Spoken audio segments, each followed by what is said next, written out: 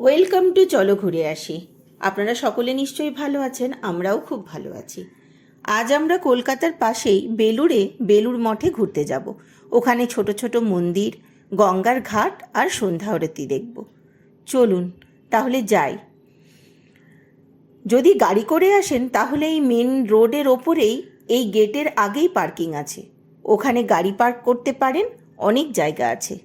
এই গেটের ভেতরে কার পার্ক করতে দেয় না, কার ঢুকতে দেয় ড্রপ করে বেরিয়ে যেতে হবে।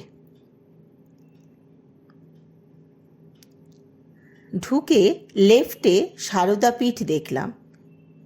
এটা এডুকেশন অ্যান্ড ট্রেনিং সেন্টার, আগে দেখিনি।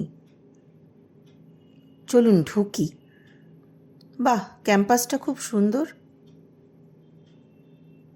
খুব পরিষ্কার পরিচ্ছন্ন, খুব মেনটেন্ড।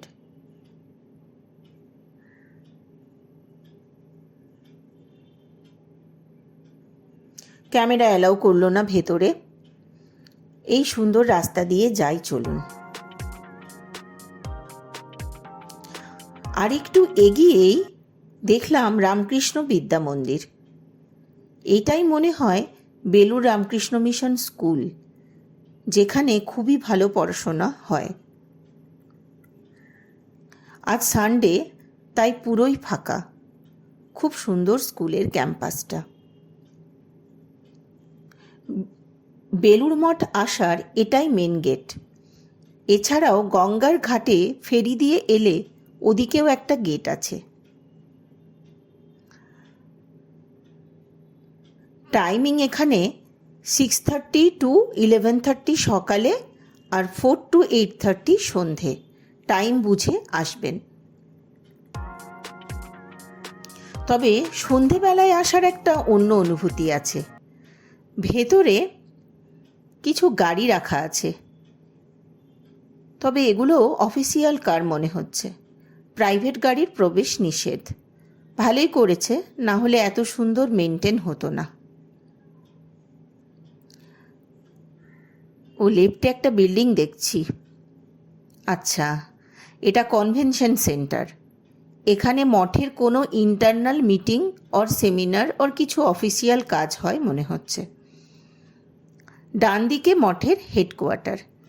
বেলুড় হলো অল ইন্ডিয়া রামকৃষ্ণ মঠের হেডকোয়ার্টার।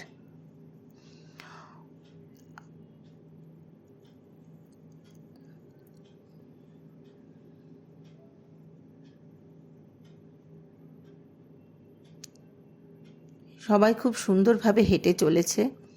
অনেক মহারাজেরা এখানে থাকেন। শুনেছি ওনারা খুবই এডুকেটেড হন। একটু এগোলেই একটা ম্যাপ রাখা আছে, কোথায় কি আছে সেটা বোঝানোর জন্য।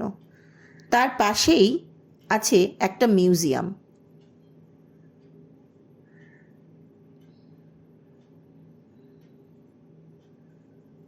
এটার একটা ফটো তুলে নিতে পারেন, আপনাদের দেখতে সুবিধা হবে।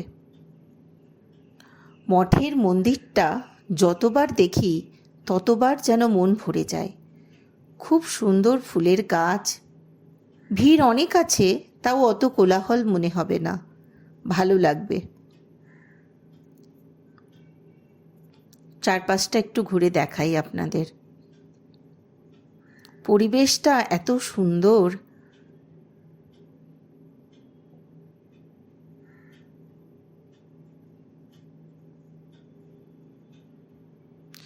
চলুন এবার গঙ্গার ঘাটের দিকে যাই।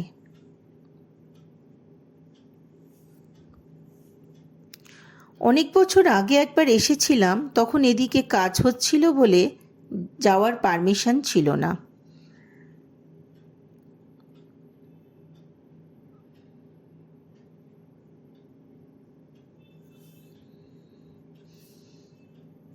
মনে হচ্ছে নামার ঘাট আছে।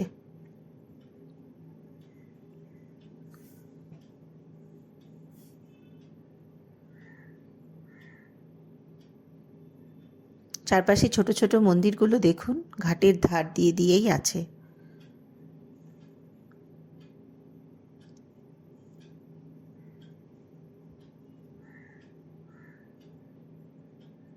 অনেক লোকেরা ওদিকে যাচ্ছে, মনে হচ্ছে সবাই নামছে।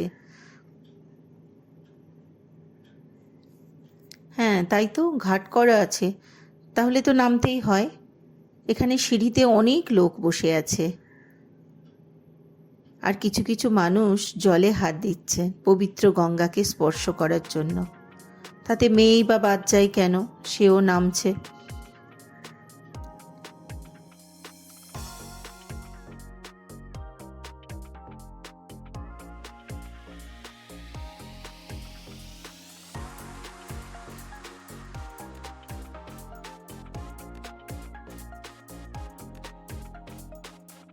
বাহ, ছোট ছোট অনেক বাচ্চারা নেমেছে।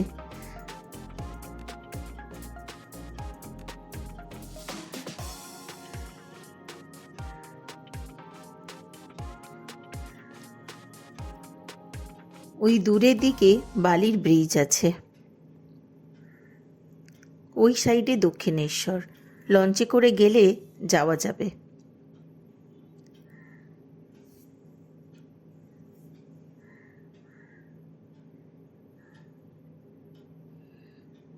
একটুখানি হাত ডুবিয়ে গঙ্গামাকে স্পর্শ করে নিল মেয়ে।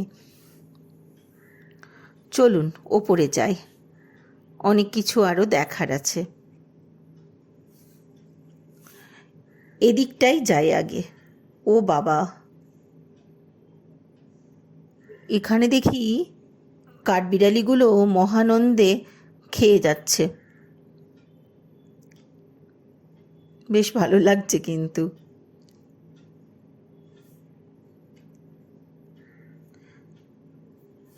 কিছু মানুষ এখানে বসে ভক্তিগীতি করছে।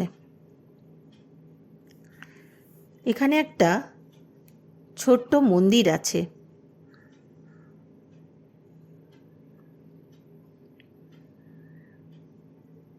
চলুন ঘুরে আসি।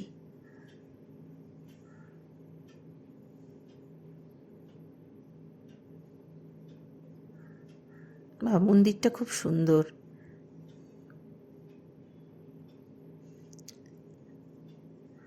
আর এই বিল্ডিংটাতে মহারাজেরা বসেন। গিয়ে প্রণাম করে এলাম। অনেক মানুষ লাইন দিয়ে দাঁড়িয়ে আছেন প্রণাম করার জন্য। একটু এগিয়ে এখানে সমাধিপীঠ আছে। গাছের নিচে সমাধিটা খুব সুন্দর।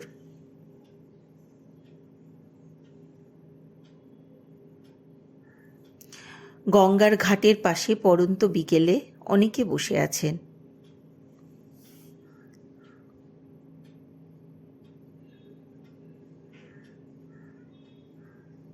এই গাছটা বেশ বড় আর সুন্দর।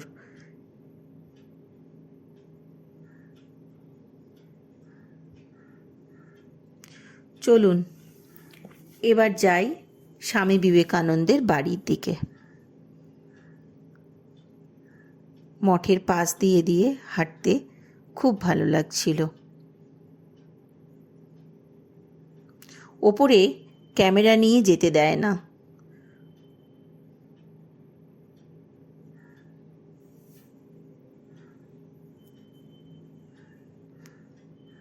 খুব সুন্দর এই জায়গাটা। এলে এই ঘরটার দর্শন করবেন। ওনার ব্যবহার করা জুতো, বিছানা, আরও অনেক সামগ্রী এখানে রাখা আছে। চলুন নেমে আসি। আসল মন্দিরের দিকে আমরা এখন যাব। 6:40 থেকে সন্ধ্যা আরতি শুরু হবে। সভাকক্ষের সামনের দিকে এখানকার মহারাজেরা বসেন।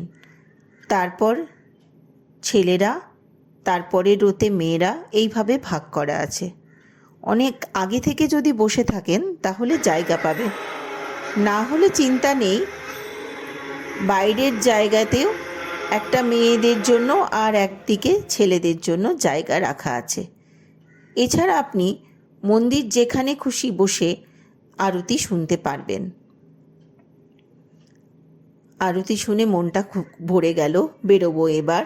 আরতি এই স্ক্রিনগুলোতেও দেখানো হয়, সেখানে খুব সহজে দেখতে পারেন। ভালো কাটলো, এবার ফিরবো। ভিডিওটা দেখার জন্য থ্যাংক ইউ। ভালো লাগলে সাবস্ক্রাইব আর লাইক করতে ভুলবেন না।